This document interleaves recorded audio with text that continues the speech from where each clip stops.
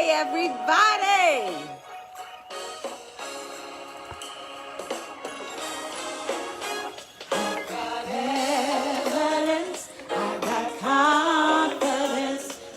Come on, y'all. How y'all doing? Hello to everybody. It is so good to be back. How y'all been? I am super excited that I get an opportunity to come and talk to you and just be back with my family. So I'm glad we're going to have a good conversation. Got a couple little things I need to tweak, babe. Can you do me a favor? Can you close that door? Thank you so much. I'm super excited that you guys are here with me. Hey, y'all. Hey. Do me a favor. Go on and share this with all of your friends, all of your family. Share with everybody you know. Let's talk. I'm glad to be back. Welcome to Tara McCrary Live. We're going to have a good old conversation. I hope that you all can hear me. I'm going to turn this down just a little bit. And let's get it, y'all. Let's get it. I'm going to give you a couple minutes to invite all of your friends and all that stuff. I've got some things to tell you. I've got some an announcement to make. We've got a couple things going on. My husband's going to come on in just a little bit. But I just wanted to make sure that you and me and you, that we since we go together, that we are here. So do me a favor again. I'm going to share with you everything that happened. You can ask me questions that you have.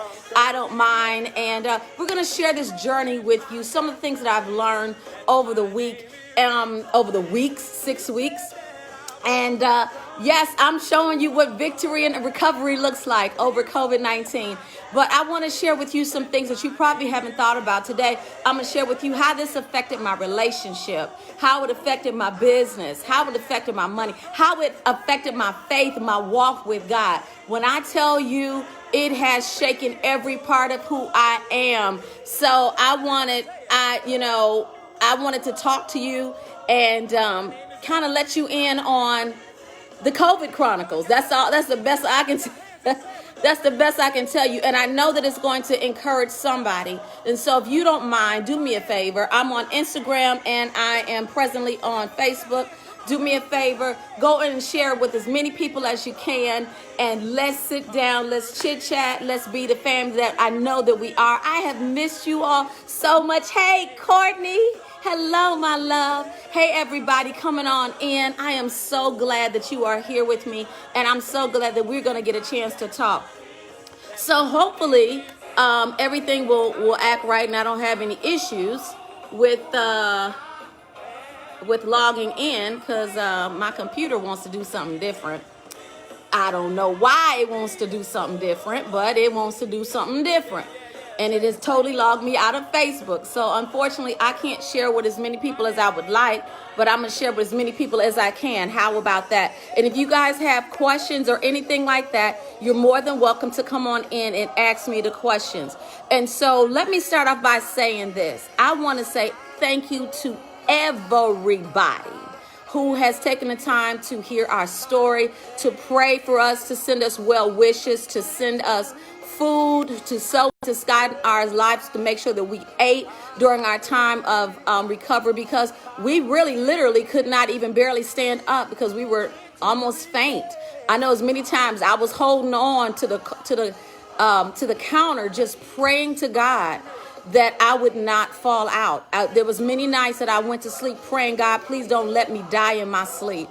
There was times where I was awake, and we're going to talk about that too, that I was like, oh my God, I'm not going to make it to my next breath. And so I want to talk to you all about it. I want to talk to you about how I got it, how my husband got it, and even with us doing all the precautions.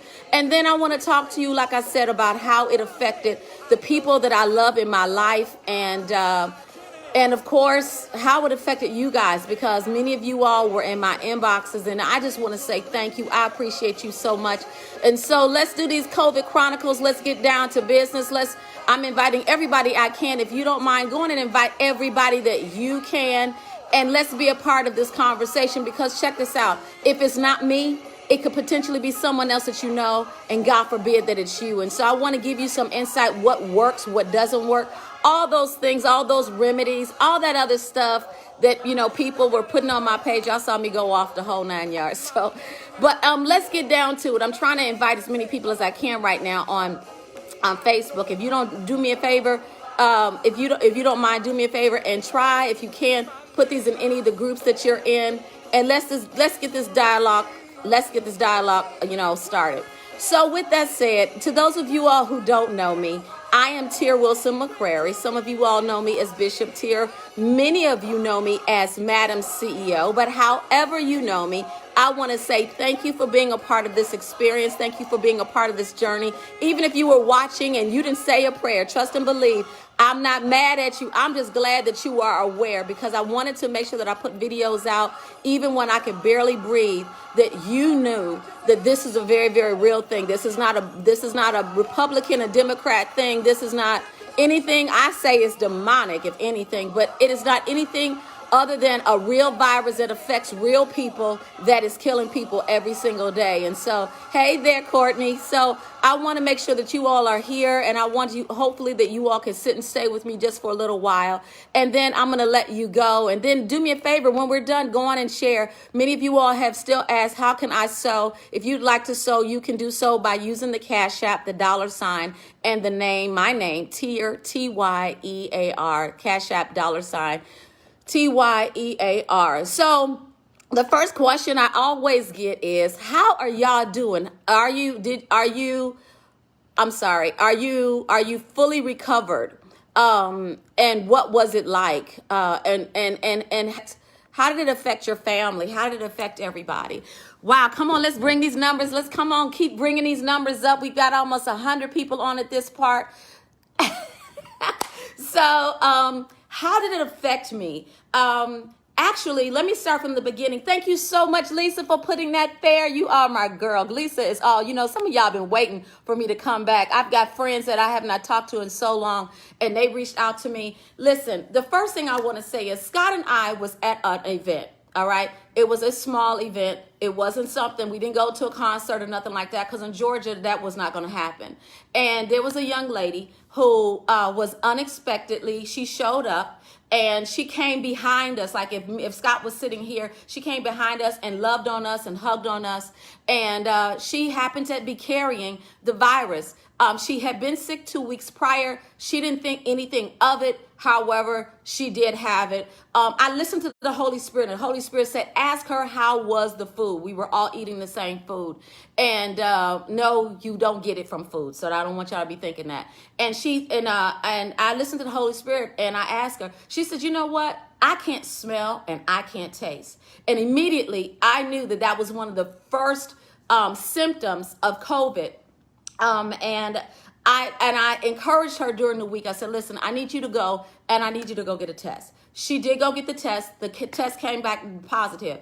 At this point, Scott and I had no symptoms. We were concerned about her. Then about a week later came by. We all celebrated Father's Day. And the day after Father's Day, both he and I had this kind of funky little cough. We don't do the coughing thing around here. And we had been in the house for the most part. And when we go out, we always have our mask on. We did things that were necessities, go to the grocery store, to the bank, and come back home.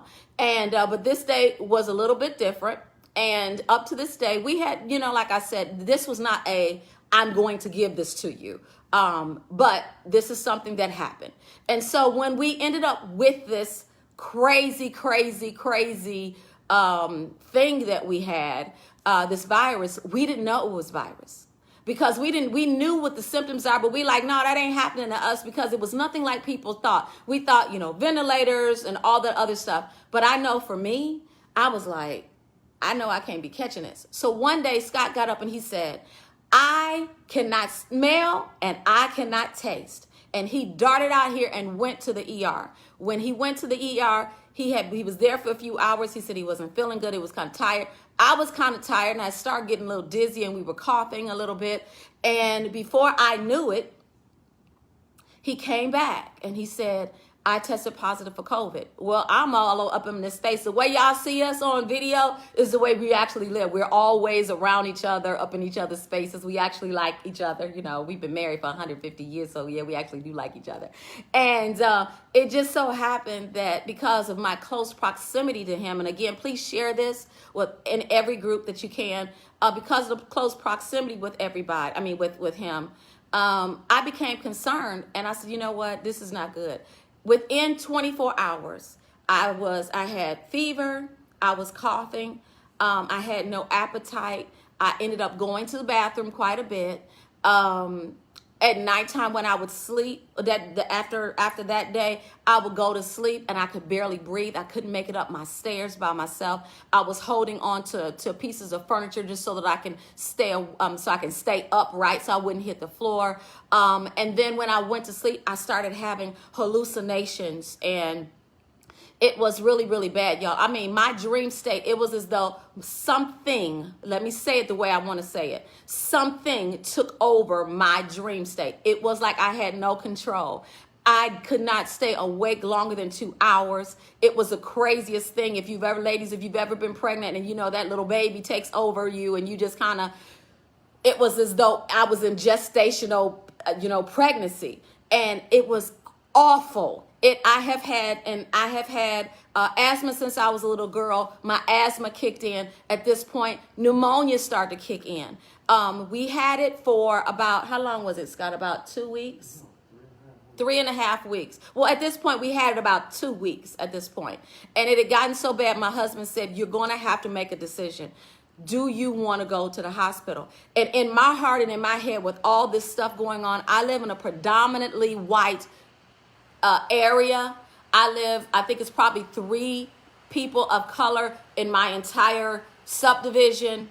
And it was just a lot, y'all. It was a whole lot. And so when I called the EMS, I'm a little concerned. Number one, can my husband go? I know that answer is no.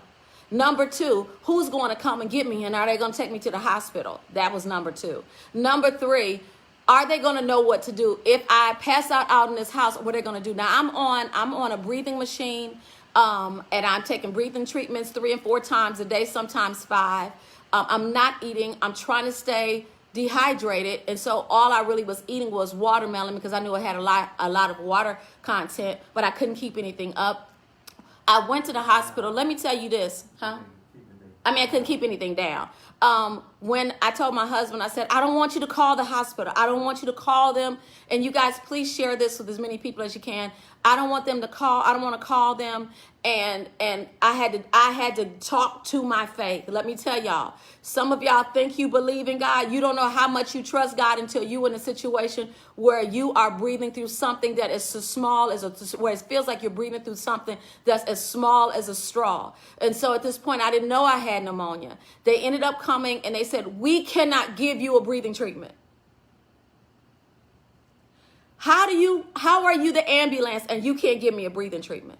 Fortunately, I had a breathing machine here and I was able, they said, take one treatment and then I'm going to need to take you. The one young black guy, he came and all of his PPE equipment, and the mother in me began to be concerned about him. What is he going to do? What if he catches it? What if I give it to him?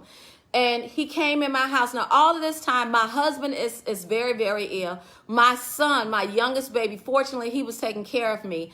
And when I tell you, I was terrified. People say you can't be in faith and fear. They are a complete lie. I'm a woman of faith. I teach people faith. I believe the power of God is with me. But I'm trying to tell you, this thing feels like a spirit on you. I don't know if you've ever had something that just kind of overtakes you, almost like depression. That comes in. Let me tell you something. It also messes with your psyche. Some people don't have, they just have a sore throat and that's it.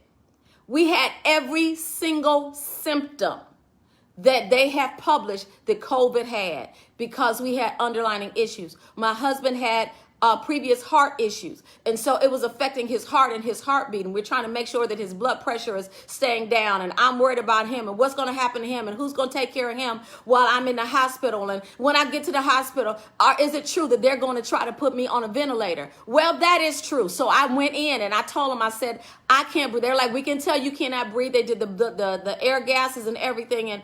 And they were like, the only thing we can do for you is three things. I'm sorry. We are going to give you a x-ray. When they came back, they said, you definitely have pneumonia. No, the other thing they said is, you have an option to be admitted. We cannot force you, but you have an option to be admitted. If your air does not increase, if you don't get better, you will have to go on a ventilator or you can go home. I said, I'm going to go home. In my mind, I'm about to die. I'm not lying. I'm not over-exaggerating. I'm not trying to get any symptom. Praise God. I got victory all over me now. But at that moment, I didn't feel like I had victory, y'all. And so what ended up happening was they said the third thing we're going to do is we're going to give you an antibiotic because now we have confirmed that you not only have COVID, but you also have pneumonia. And so I came home. I called my son because I didn't want them to be like, let me change your mind. I called my son real quick. I'm like, come get me, come get me, come get me. He came and got me, brought me back home. And I just prayed. I said, God, don't let me die in front of my son. My husband, he can take it because he's a grown up. He can, he's been through. My son, he's a grown up too, but he's only 23. He's a baby. And he's my baby, And so what ended up happening was my husband, he told me, he said, Tier, he said, you're going to be okay. But the look in his face right before he called, and I guess he can tell you about that. The look in his face, the look in his face was that of terror. I have seen my husband afraid. We've been married 27 years. I have seen him worried, but I've never seen this look on his face. And it scared me. But I understood that I had to make the right decision for me because that was a decision that was not a family decision. Let me say that. That was not let me adjust these cameras again. I'm sorry. That was not a family decision. That was a Tier decision. And that Tier decision put me in a place where at that moment, I did not feel like it was about me and Scott. At that moment, and he's going to come in just a second, and he's going to explain this a little bit better than me. It was about, Tier, you got to live. I prayed. I wasn't fasting on purpose at this point. I probably had lost 7 pounds in a week. I prayed. I did everything that I knew to do. Everything that I knew to do. But what ended up happening was, what I knew to do was not working. What do? When your declarations, your faith, when the vitamins, when everything that everybody has told you to take is not working? What do you do when the elderberry with the vitamin C and the zinc in it, it's not working? What do you do when the sea moss is not working? I learned really, really quickly that those are all preventative things. And let me say this to all of you all. Please stop sending people antidotes that you have copied and pasted or paste. Please stop doing that. It's annoying. It is that's like me saying go on and turn and start your car up and you already just come from the grocery store in your car. There's certain things that are there to prevent it, and that's what you guys are not aware of. And so with that said, I'm going to ask you, if you find out that somebody has COVID or they're dealing with it, just send your prayers, send your heartfelt well wishes, check on them, send them some food, y'all, because chances are they're not going to have the strength. They're not going to have the strength to take care of themselves. I mean, there was times I barely, literally had to almost crawl to the toilet to use the bathroom. I could not use the bathroom after a while. And I know this is very, very vivid, but I want you all to know how diabolical this is. Do I think this is spiritual? And if you all have questions, I'm definitely going to answer them. Do I think that this is spiritual? I think it's very, very much spiritual.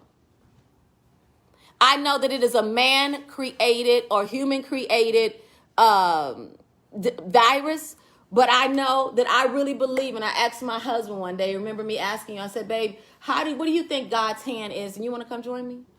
What do you think God's hand is in all of this? And one of the things that my husband said was, I really believe that this is, I'm going to try to move this out of the way. Mm-hmm. He said, I really believe that this is something that God allowed, or something like that. God allowed, and he took control. It was a cleansing. If y'all remember, this earth has never been cleansed like this. And I'm going to get back to us, but this earth has never been cleansed like this. And we all had to shut down. The entire earth had to shut down. But I'm going to tell you something. He said something. He said, do you remember what you told me when I said, what do you think? Do you think God's hand is in this? You remember this? He didn't create it, but he definitely it's allowed by him, but it's a barometer test, I would say, to people of where your relationship is with him, because you hear all of the horror stories and those things that we've been through that. And then you get to a place where it's like, okay, when like my wife said, when the vitamins and the medicine and all that is not even putting a dent in the symptoms and the pain that you're going through, you can't, well, up front, you can't do nothing but trust God in the first place. I mean, and fall back on his word. So we just got to a mode of prayer and we're really praying for one another. I, as the leader of my home, as the man of my home, who was also dealing with this, because I actually got, after we started coughing, the second day she stopped coughing, I went into full-blown flu-like symptoms, where I was in the bed, hot, cold, body aching, fever, can't keep anything in, either way, y'all know what I'm talking about. I went full blown. And so then she started, to look after me. And then when I went to the hospital the next day, then that's when I was diagnosed as being positive. Then I came home and told her, and they told me to tell her to stay in the house, don't go around anyone. And then she's positive. The next day she went full blown like I did. She's positive.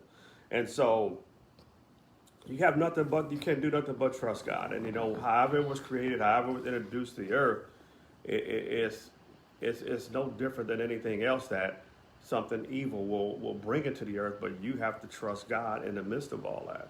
And we went through a period where it was rough. I watched my son, because I was quarantined, to the back room. My wife was upstairs in the bedroom. And one day he was in the kitchen cleaning up, but while he was cleaning up, he's just bawling, crying, because he's afraid now, because he's thinking that both of his parents are going to check up out of here. And because, I'm 57 years old. I'm 20. And I've had some issues prior to this, where I had an accelerated heartbeat prior to this. And so, but that didn't affect me till like after it was pretty much done. Now I'm dealing with a rapid heartbeat, and I'm seeing a doctor about that. And thank y'all for your prayers, that you've given me for that as well. But, he's afraid that both of us are going to have. So now we got to sit down and have grown-up conversations with him, go over wills, go over power of attorneys, banking information, investment information, all these things that we got out here. Now we got to sit down and talk to him about that, because he really needs to know what to do. Now we've got our friends, three of our friends that are on the outside, that's going to help him, and he'll help him manage the things that go on. But these are conversations that and it became very real for us, because it wasn't that we didn't have faith, because many people, and I'm going to just say this, and we Christians think that we're just indestructible, but there's many people of faith who die by diseases. Many people of faith that died in a car accident. Many people of faith that had a heart attack. It happens to us.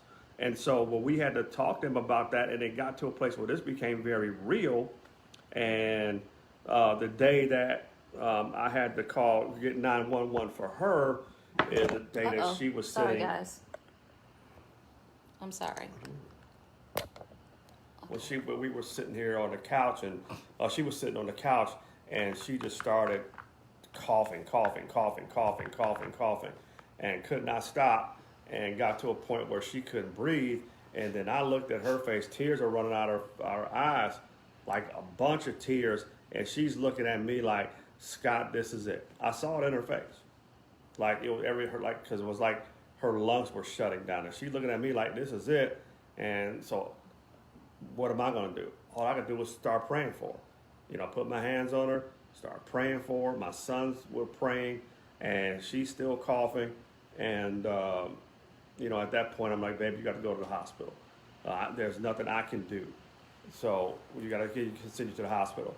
So we called 911, and that's when they came and picked her up. And then she went and found out that she had, most definitely she's positive for COVID.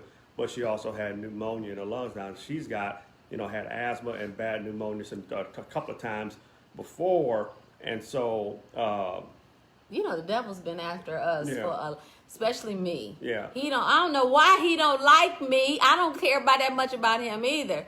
But we've had H1N1. We've had, I had H1N1. I've had pneumonia on its own through the flu twice. Had 3 strokes.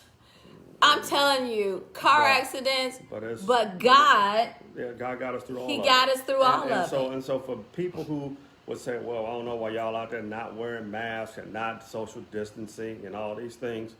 What happens when you do and somebody literally sticks their head in between you? You got to eat. We were eating. Yeah, and with all of that, this is real. This is real stuff. And I'm still, and right now, I am not 100%. Neither am I. I'm not 100%. I'm fatigued because last week when my heart started going crazy, it was like if I walked 10 feet, it was like I ran from that door to here 5 miles. And so I had to go get checked on that. It's gotten better, but it's still not comfortable for me. And so we're still dealing with that. I'm dealing with the fatigue factor. What they call it, the Rona coaster. Yeah. So because post Corona, COVID-19, you still have things that you got to go through. You have your fever, ebbs and flows. It's a little cough here and there, things of that nature. But I'm still not 100%. I'm getting there. I'm going to be 100%. But it's like me and my wife have been laying down in our beds for 3.5 weeks without really going and doing anything. And so our bodies are just getting back to a place where our stamina and our endurance needs to get back up. And so, it's a real thing. And so you guys take this seriously. I'm telling you now, you don't want this.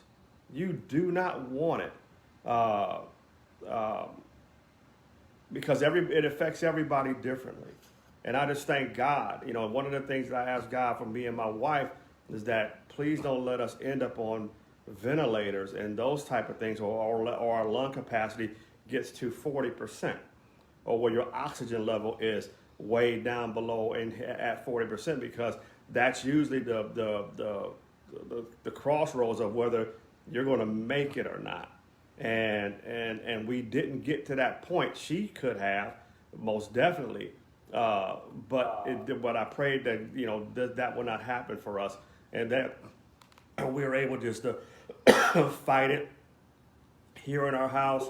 I mean, we were loading ourselves up with the vitamins and a doctor. As a matter of fact, Regina Gibbs' son actually got us through to a doctor at Emory Hospital, and they brought us. Thank you So much. They were the first ones to come over. It was like, listen, we got something for you. So they had a COVID, what do you call it? It's a naturopathic COVID treatment. Yep, and they gave and us that helped us first. Oh my God! And so we were taking that, and we, then the prayers of people. We had a couple that were friends of ours came and prayed out. Can we just talk about that for a second? Yeah, Crystal and Marla Willingham, they came from South Carolina, drove all the way down here, and just got in our backyard and were just praying for us. And That's a friend. You know, yeah. That is you talking about friends? Yeah. I found out. I mean, cut you up, babe. I'm trying to do better with that. Go ahead.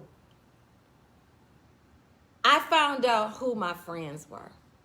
I'm not talking about people who follow us on social media.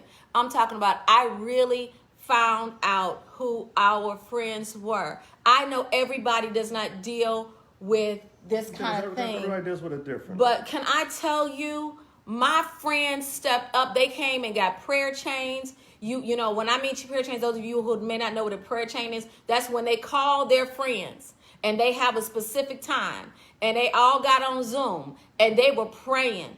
That means that my friends who I never had to ask, she said, Sissy, I am coming. And I said, coming where? She said, I am on my way. Me and Marlon, we're on our way. We are coming to pray. She said, you don't have to come outside. All I need you to know is that you will hear us. They walked these grounds because when we first bought this particular property, they were the first couple to come and retreat here at the retreat center. And they knew that the power and the presence of God was here. They came and they were like, nothing is going to disrupt this. Nothing is going to stop us from coming. They came in their cars. Yeah. And they came and they prayed. They had a cloth of me and Scott. They were like, lay it in your bed. God said this thing is going to be broken. We declare and decree. They even prayed for the dog to not get it. Because I don't know if some of y'all know, your animals can get it as well. And then my son, I just prayed for him. And I just thank God that I'm telling y'all, my son was the guy. And it's like God put him in a bubble. He has no symptoms, nothing other than stress. And during that time, he didn't catch anything. I prayed, like, God, just please don't let my baby catch this virus because he's helping us. And so he took 2 weeks off of work and came in and just got the food and was bringing us the stuff that we needed along with everybody else that were doing. And he had to wear full mask and gloves and everything. Yeah. And so, but this stuff is, this thing is very real. I'm telling you, y'all don't want to be out playing around with this stuff. You don't want to catch this because depending on what's going on, your testimony could be totally different than ours. And I want to just caution you on that. My great aunt just died 3 days ago. I didn't put that on social media. She died from COVID. Just take it easy. And if you go to a restaurant or something, go somewhere where you can eat outside. Sit outside, away from everybody. And those type of things. So you just don't want to be playing around with it. But but during that time, like I was saying, I was quarantined in our back room back here. Tyr was quarantined upstairs, and we were separate from one another. And it didn't mess up our relationship, but it kind of put us in a place where we were totally separate. And it affected our relationship. Not in a negative way, but it's just to a point where it's like, okay, we have to get back in the groove of being around one another and all of that because we have been totally separate. And let me say something about my husband. He is a nurturer. A lot of men are not nurturers. He is very much, let me take care of you, very much. And I am the same way. Let me make sure you're okay, to the degree I think I probably got on his nerves. But when you get to a point where I can't take care of you, you can't take care of me, what are we going to do? The best we can do is, when we hear each other cough, is try to open up our mouths. And if you saw any of my videos, there were times that I was talking she couldn't yell. I could. And I'd be like, what's going on up there, And, she would tell me try to tell me what's going on or text me on my phone. But I'm going to tell you about, my husband is Superman. Something happens when I cough. No matter how bad he's feeling, no matter how far it is that he has to walk, if he could barely make it upstairs, some kind of way, he is able to override that sickness. I think that was just the anointing of God. That override that sickness and come and check on his wife. There was points where it had got bad for her that when she needed me, I really didn't feel sick at that point. I couldn't feel any of the symptoms. What do you think? Do you think that was that? Is it called not endorphins? What do you call that thing? Adrenaline. Adrenaline. And it really pushed me past all that to go help and do what, find out what was going on with her. And so I had, but I was talking about this earlier with me being the head of our home and everything else. it had got to a place where I had to fight for me, I had to fight for her as well.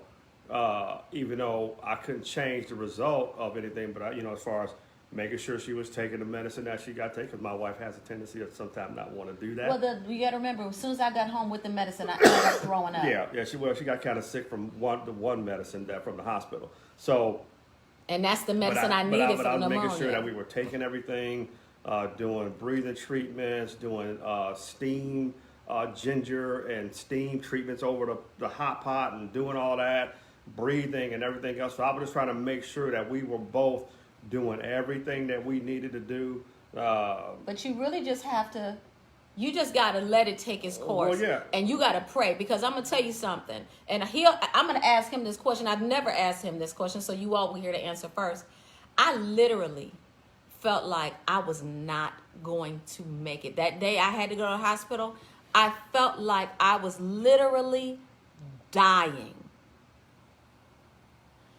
In my mind, because I was having hallucinations, all right?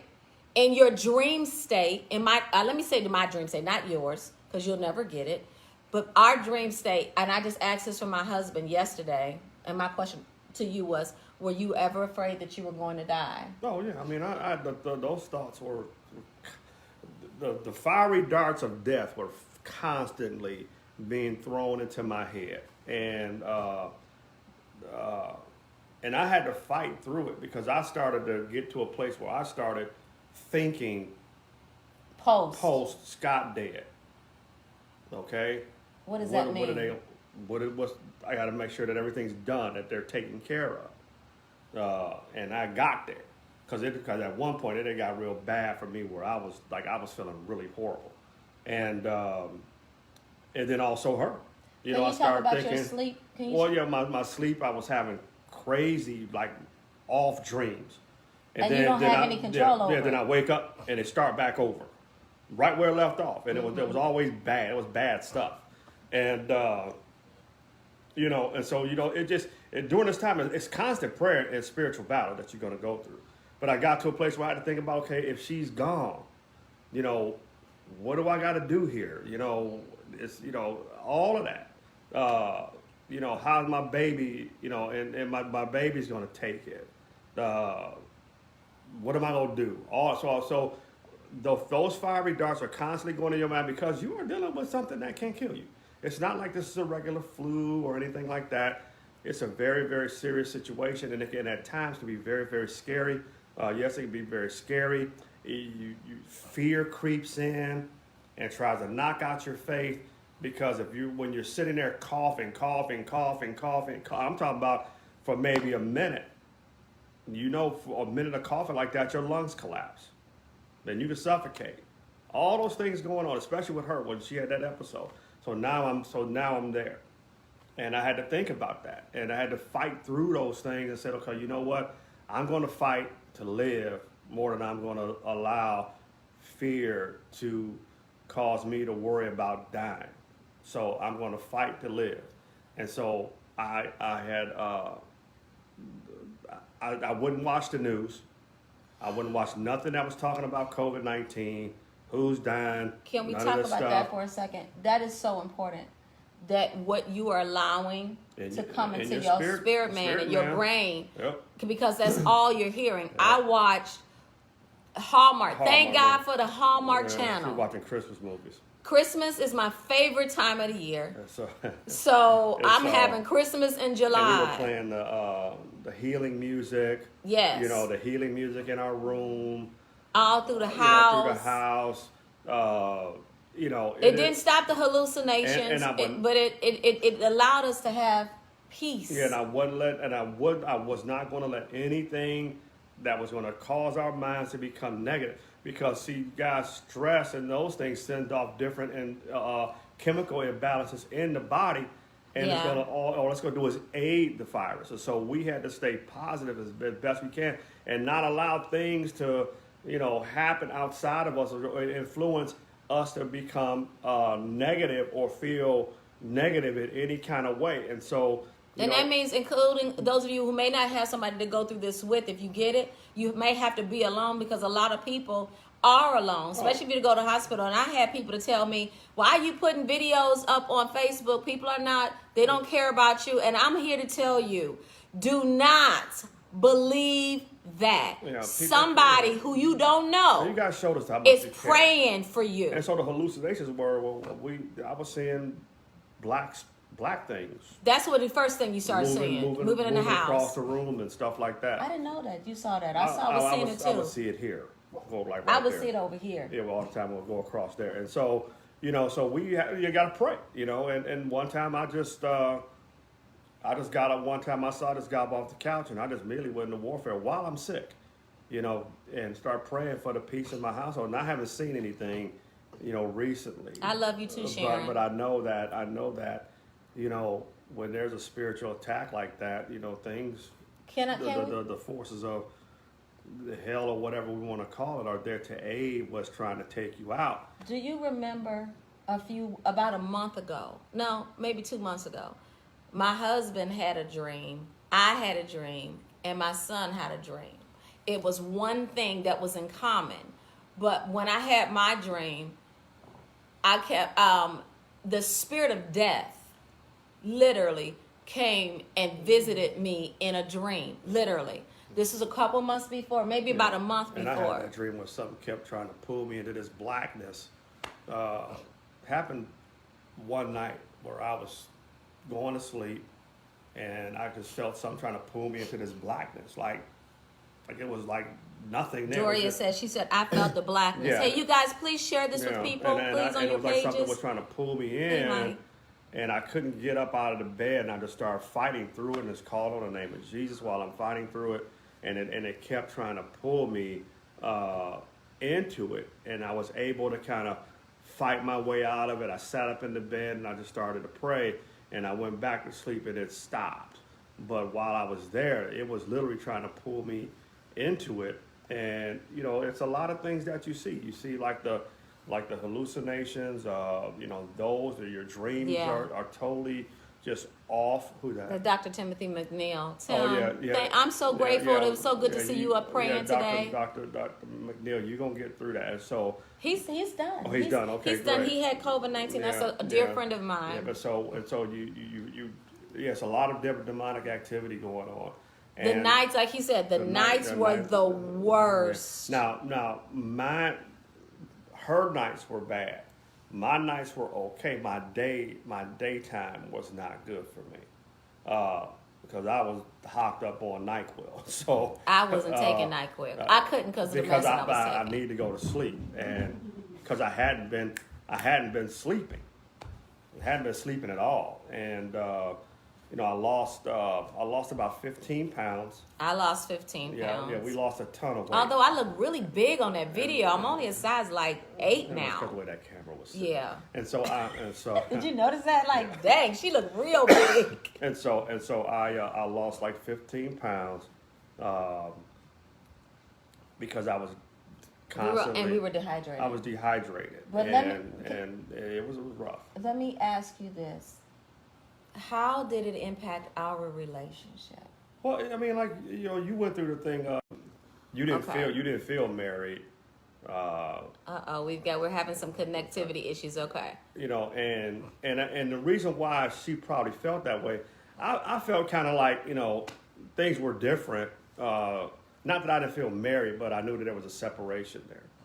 And because I couldn't kiss him, I couldn't touch him. I didn't want to. Yeah, because we had been separate all that time. So we're separated by almost 5,000 square feet. Yeah. And although we would come into the room, we still weren't clear. Yeah, I was not going to be on her coughing, around her coughing, none of that stuff. We still kind of stayed away. But Dr. Aiden, he was like, y'all can do this together. Yeah. It was like, even though we could do it together, it was his battle and it was my battle. It got to a place where you are in the individual battle. I'm trying to stay alive. She's trying to stay alive. But you're also worried about the other person staying alive. But you're in the individual battle.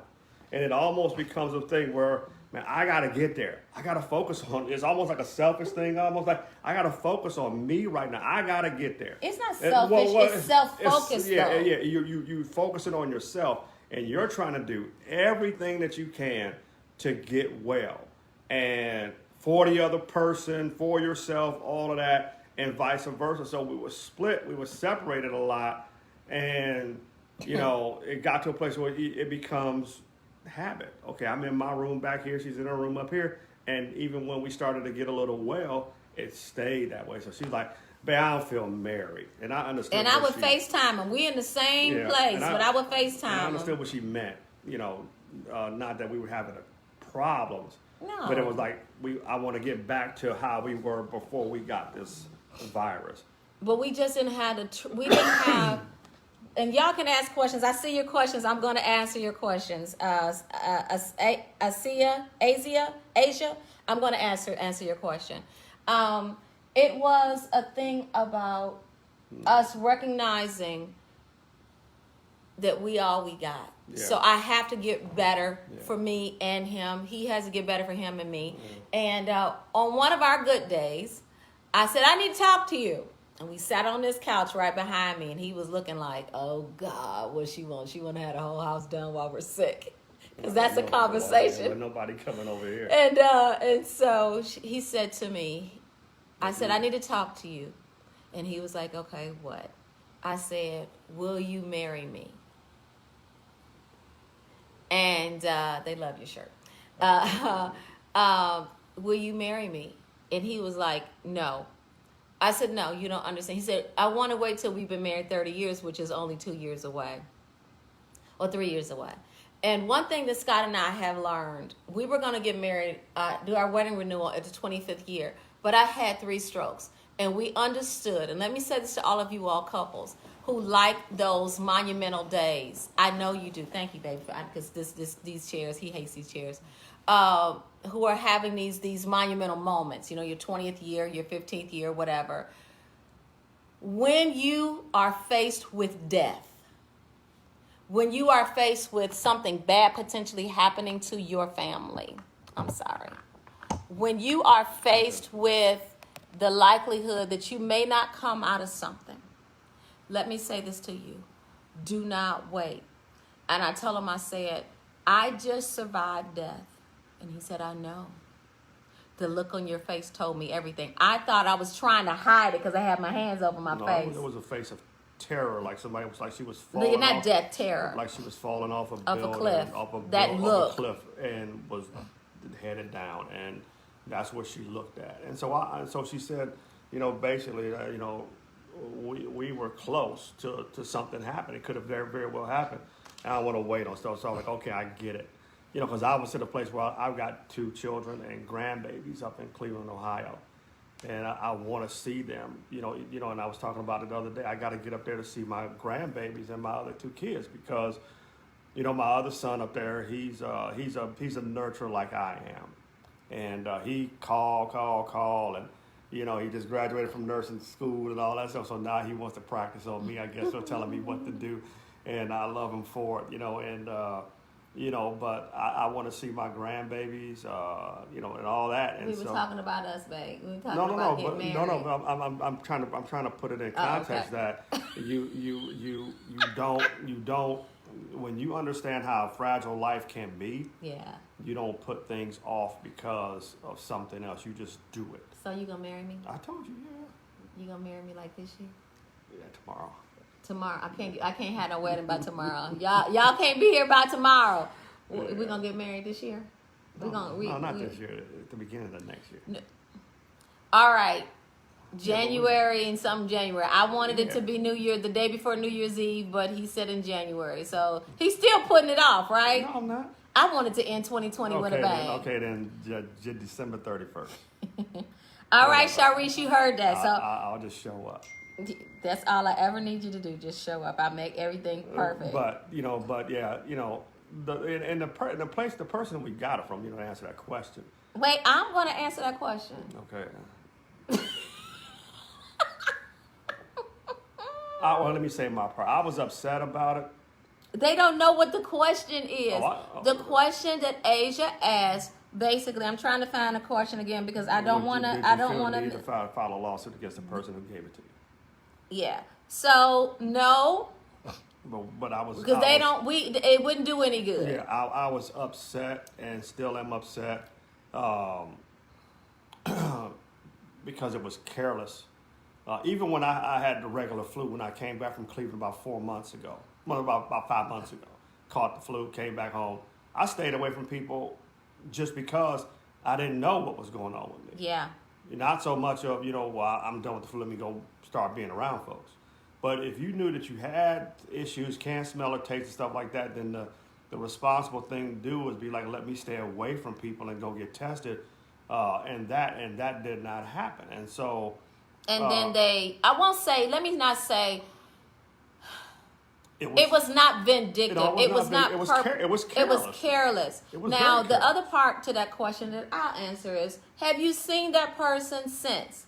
Yes. Since we have been free from COVID, and we have tested negative, the pneumonia is under control. Yes, he didn't, but I did. I went to go pick up some food, and that person happened to walk up yet again and to speak.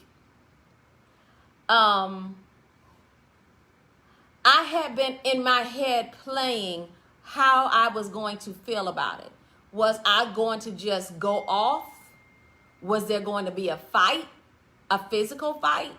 Because you put my husband at risk and me at risk, and although you're considerably younger than us, the effects that it had on you is different than it had on me. You can get over it in 2 weeks. It's taken us 6 weeks.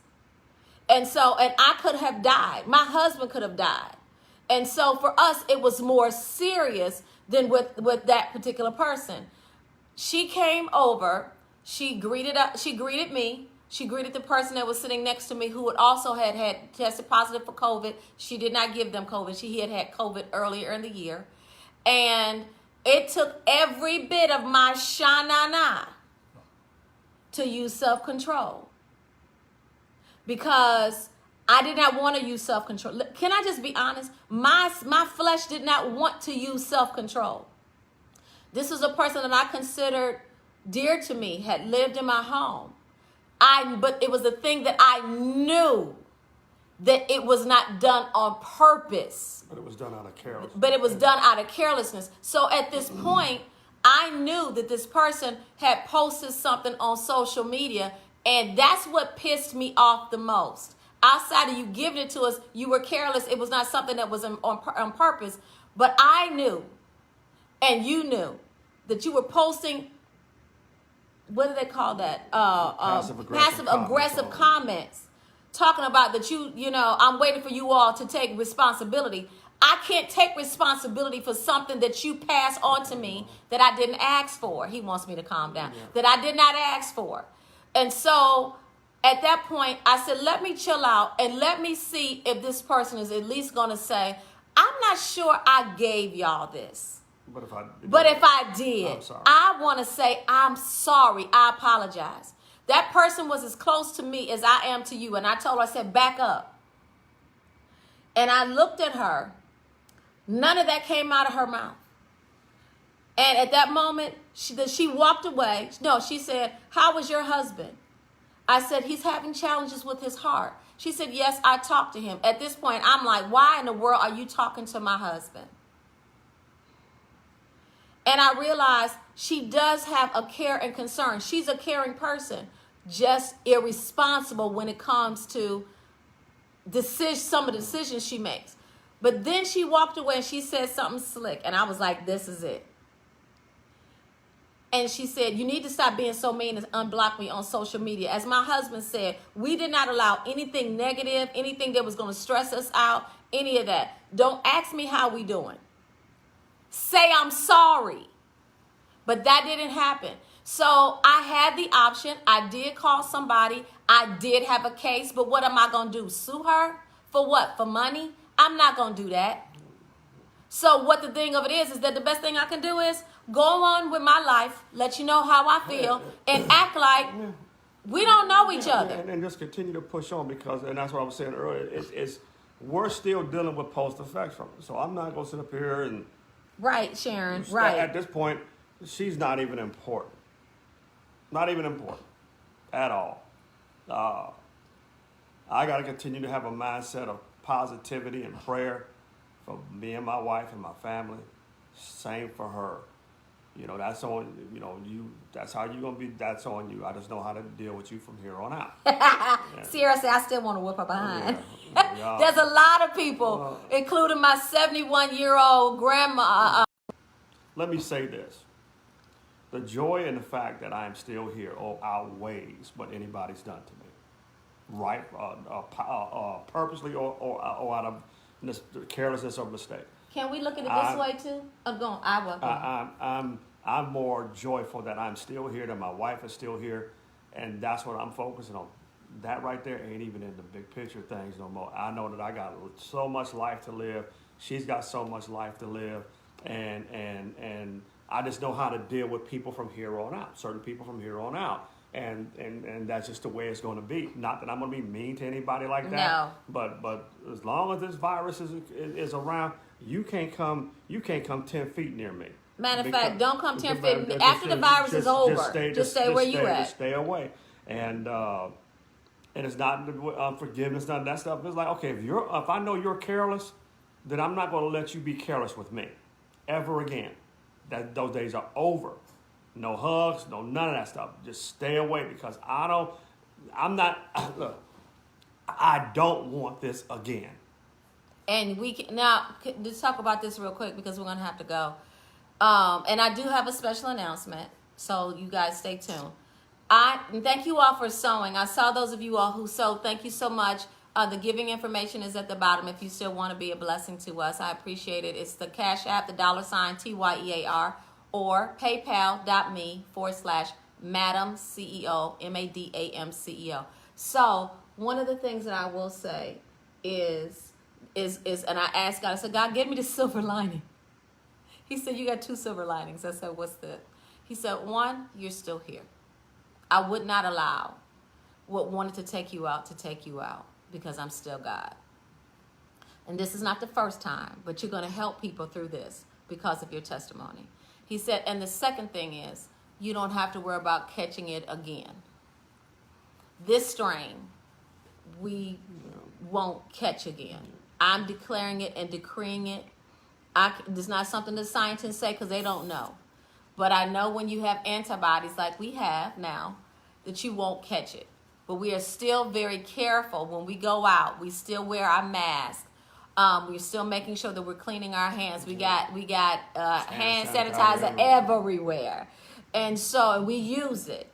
But I also understand that God's faithfulness, I got on and I was trying to sing my little song, Great is Thy Faithfulness. God is so faithful. You all have prayed for us. You all have interceded for us. You all have been here for us. And I just want to say thank you. You all have sowed seeds. There are people who have sowed to make sure that Scott and I ate, that I have never seen your name in a conversation between you and I. Food and water and Gatorade and medicines and things that we need. Flowers. Oh my God, the beautiful flowers that came, the cookies. Yeah, that needed to just get better. And I appreciate, because a lot of you I don't know. But I thank you for it anyway. And I just believe that God is going to bless you for what you did for me and my wife. And so, it just, this is a testimony because many people think that this is something that just ain't real, and it's very real. You don't want this. I'm just here to tell you right now, you do not want it. You talking about this ain't no flu.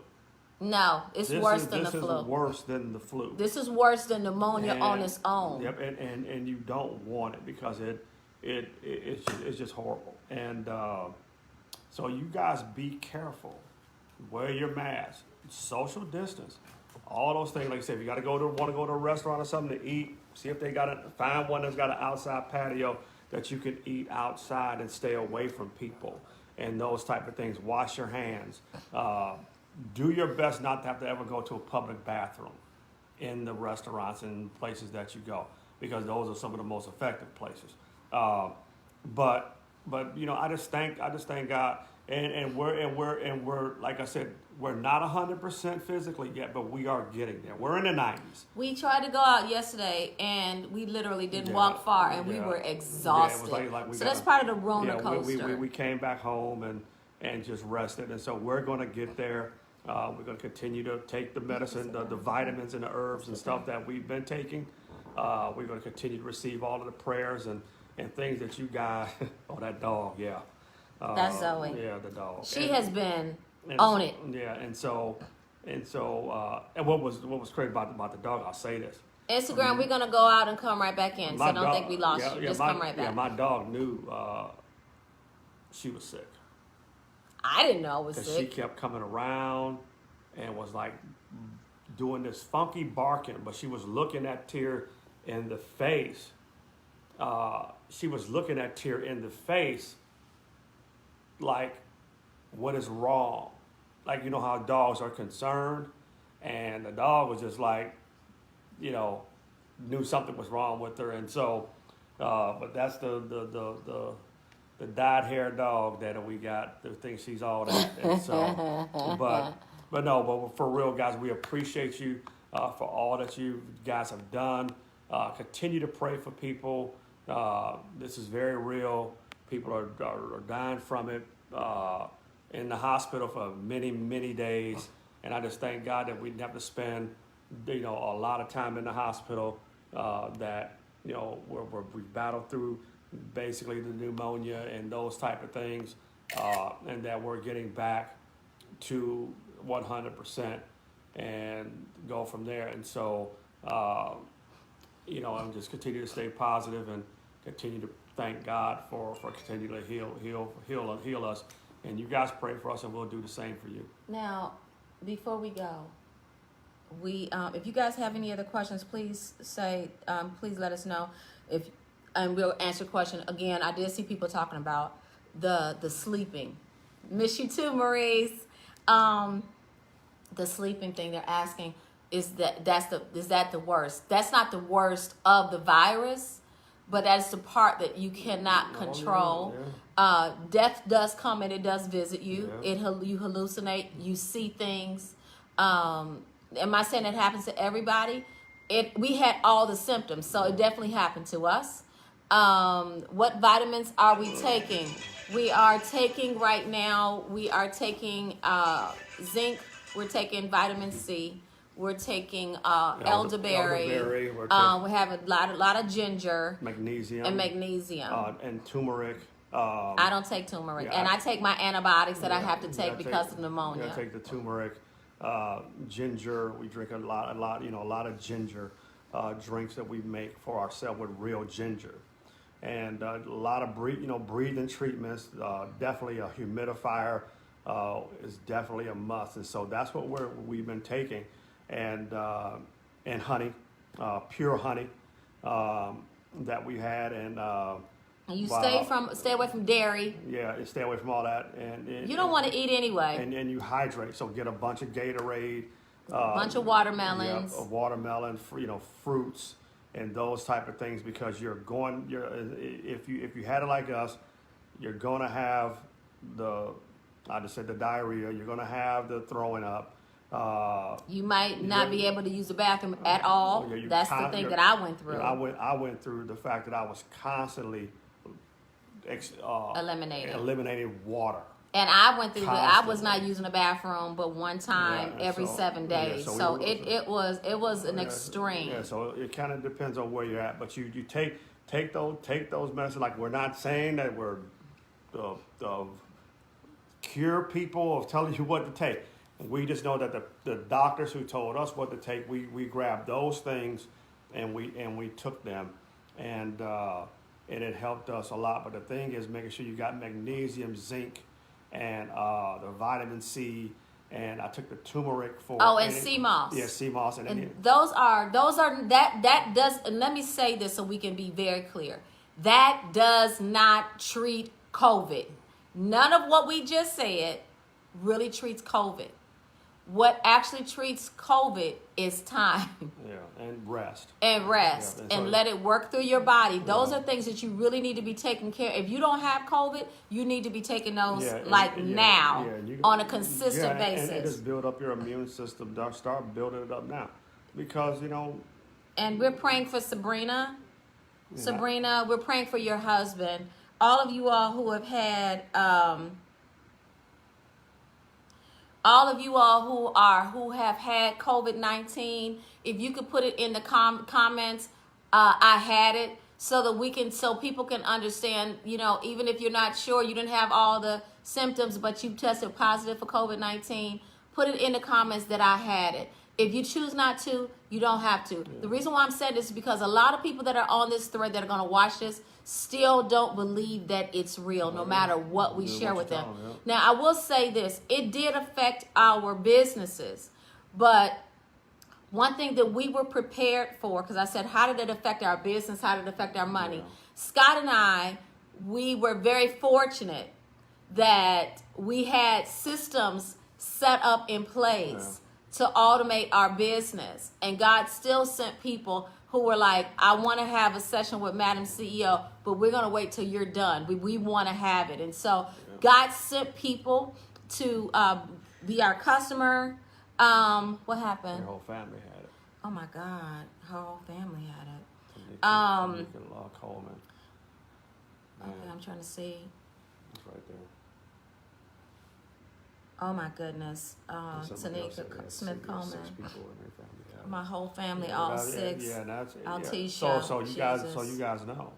But like when we're talking about the business, we had systems set up that were pretty much artificial intelligence ran businesses, where computers actually did the job for us, and it was already out in the internet. It was set up, and so that's something that you're concerned about. That's something you do need to reach. Our offices are open back up. My assistants and the people who work with me, they don't work for me, they work with me. We partner together.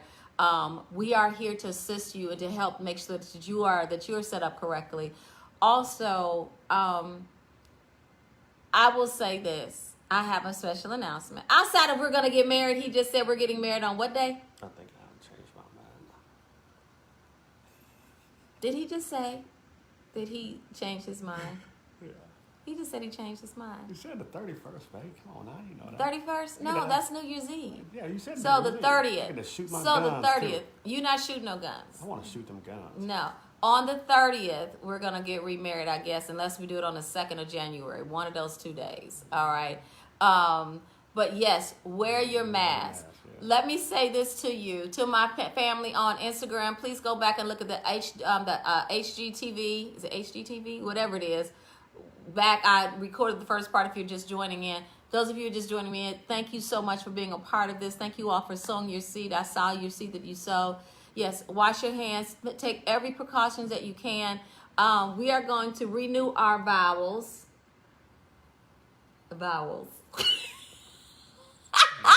We're gonna renew our vows, okay?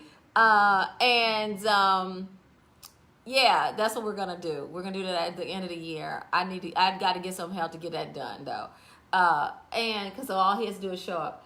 I will say this, our announcement, something that God had been talking to us about for almost a year now. And when we got it all together, God said, it's not time. And I didn't understand when was the time.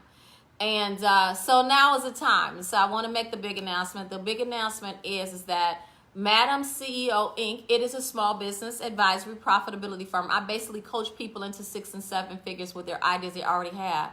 But many of you all have reached out to me and said, I want to be a coach, I want to be a coach, I want to be a coach. But you wanted to get certified. And so we had to put some things in place to make sure that you were going to be legitimate in doing so. And so I am announcing right now that we are going to open up the Madam CEO University certified coaching program. And that means that you're going to go through a 90-day program with me and other people who have specific niches, and we're going to teach you how to become a certified coach. So whether it's a spiritual coach, a life coach, a financial literacy coach, a marriage coach, we're not counselors because you have to have a license for that. but we are going to teach you how to have a successful coaching business. Some of you all have been saying, I know that I can do this, and many of you all are. Jessica Taylor, if you are on, if you could put the link on there. Many of you all have been writing me over the last few months saying, do you mentor? Do you do any of those things? I do not mentor right now. I just don't have the capacity, the physical capacity to do it right now, nor do I want to focus in on anything that I'm not supposed to. But there are many of you all who are ministers, who are preachers, who are professionals in your field, and you could teach other people how to do what you do. And with so much uncertainty, thank you so much, Jessica. With so much uncertainty, let me put this, and I'll put it, you gave me 2 links, Jessica. Okay. I'm trying to pin this. With so much uncertainty, you'll see the link at Jessica Taylor's name underneath there on Facebook. I'll make sure that I put it on Instagram too. Jessica, can you go onto Instagram and put it on my page, my live now? What? Yeah, I always need you. We're married. Okay, so he said, do you still need me? I always need him. So what I will say is this. Some of you all have gifts, talents, abilities, all these great things about you, and you did not think that you could be a coach. If you are a stylist and I can help you put together products and services, you being the number one product, and walk you through it so that you'll feel comfortable not only putting yourself out there, how to get your customers, how to do your back office, how to do your branding, how to do your marketing, how to retain customers, what is the admin part that you're going to need, all the forms, contracts, how do you actually do a session, all those things. We're going to be training you in those 90 days. If you are interested, the link is pinned below. I will make sure that I put it in my bio section of Instagram. But all you got to do is you make sure that you are ready, because this can be the other part of the information that you need, or not the information, the money that you need. You know, there's a lot of people. My husband is a retired executive, and one of the classes that I know that he's going to be teaching is professional transition coach. He's a professional. He does coaching for people who have come out of the corporate America setting, and you just don't know what to do. Whether you were forced out, whether you retired out, whether something happened, and you have to make that transition because you know you're not going to go back. How do you make that transition, and how do you make money off of it? Now, this is not for people who need to have a coach. This is for people who want to go into the coaching field and be certified. And so I'm going to be certifying right around 100 people. Now, here's the thing. We also are going to have a program with this, is that a referral program. So if anybody comes and become a part of the coaching program, you will get compensated as a thank you from me for getting that student as a part of the Madam CEO Certified Coaching Academy. And so Institute. And so I want you all to please, please, please make sure that you all click the link that's below. So that's what the big announcement is. Outside of, he said he's going to marry me, then he took it back. But now he's going to marry me. So all of my wedding people in Atlanta, hit me up. I'm not saying I'm hiring you, but what I'm saying is I need some help, and I have an idea of what I want. And I want you all to be safe. I want you all to secure your future. Take what you know, turn it into a real live business. To all of my pastors, all my preachers, all my ministers out there who know that you're good at what you do, and you want to become valid, you want to become real, you want to become successful, and you want to do it. Listen, I've been doing this for a long time, and I do very, very. Do I do very well? Yes, I do very well. We're not struggling. And so I want to teach you how to make sure that you have the money that you need in your business, that you will start, and that we will walk you through. We will literally hold your hand through this process. We're going to be right there with you. And those of you all who have any other questions about anything else that we do, just inbox me and I'll make sure that I tell you. So listen, we're getting off of here. We've been out here long enough and I haven't eaten breakfast. but that's nothing new. I want to thank you for coming in. Did I do better this time? Kind of. You did good. You're getting better. You're getting better. Okay. I'm trying my best to not interrupt him. I realize that when he's talking, I interrupt him a lot because I forget what I'm going to say. And so I always want to say it right quick, and I don't mean to be rude. So some of y'all think that, you probably right, but I'm trying to get better. I'm trying to get better. I am. So I hope that you all enjoyed our time together. Again, thank you for praying for us. Thank you for being there for us. To everybody who sowed a seed, I pray that the blessings of the Lord would give you back 1,000-fold everything you gave to us. And I pray that you never get COVID, but God forbid, if you have any infirmity that comes into your house, into your body, that God will quickly eliminate it, and that you will not have to go on any machines, that you will live and not die, that you have the faith and the fortitude to fight when everything else says you're going to die, that you will not give up, and that you know that you got, like y'all pray for us, that we are praying for you and your family, that you make quick recoveries. I pray that your children are protected, that your finances are protected, that everything about you is protected. I pray that everything that you do prospers. And I pray that because you have been a blessing to Scott and I, that God will return his favor towards you and make all grace abound towards you, that you have all sufficiency in all things, that you may abound in every good work. And so my prayer for you is something that is sincere. My prayer for you is something that has longevity. My prayer for you is something that is seasoned with grace.